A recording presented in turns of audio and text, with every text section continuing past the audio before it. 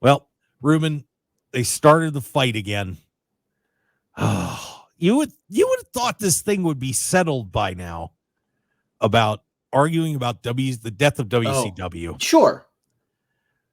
But the Dark Side of the Ring boys and The Rock, of course, had to put himself in this thing.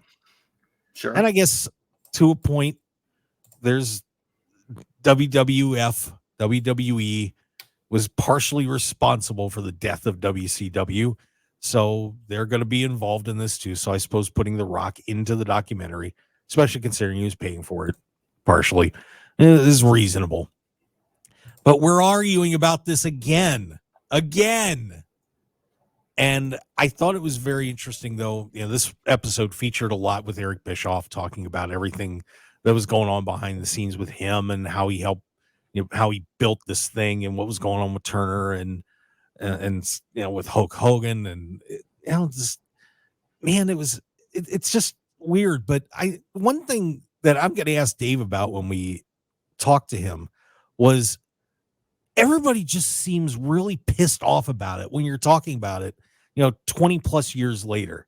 They're mad that WCW is dead. Like everybody. And I don't know if it's just because they're talking about it on camera, so they're dramatizing it up a little bit, but it sure feels like they lost something they shouldn't have lost and they're angry about it. Sure. I can understand that. It's very interesting. If you haven't seen this first episode, there's 4 episodes, and I think this is going to get really nasty really quick.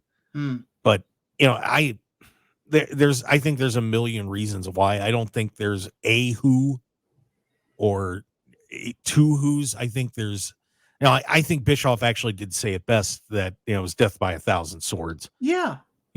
Exactly. You can't blame one person. Well, it takes so much to go right to make a success. It's no one person's success that WWE became huge. It's no one person's success that others have fallen by the wayside. It's the same with every business. There's no such thing as the one person who makes a business. It is impossible.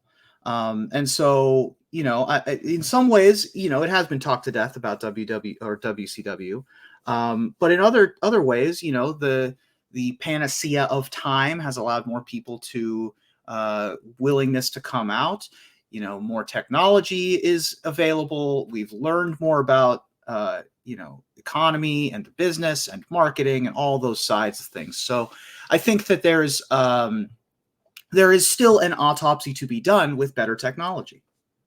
Yeah. And I think more and more, when I look at it, it's funny. I feel like to a point that it was, while they did a really great job, and what Eric Bischoff did to accomplish what he did was phenomenal. Mm-hmm. But when you kind of think about it, it was built on a little bit of a shaky foundation with Turner, because there were a lot of people at that company that didn't want pro wrestling on that network. Mm-hmm.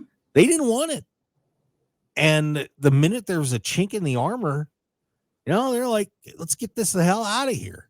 And, or they fired Eric and everything else. And, and then it just took one slip up here or there and out the door it went. And they lost their backing from AOL Time Warner, and it just ended up being a big disaster. So, it almost, Bischoff made mistakes. I don't think there's any question about that. But you almost have to give Eric even more credit, knowing what he was fighting against.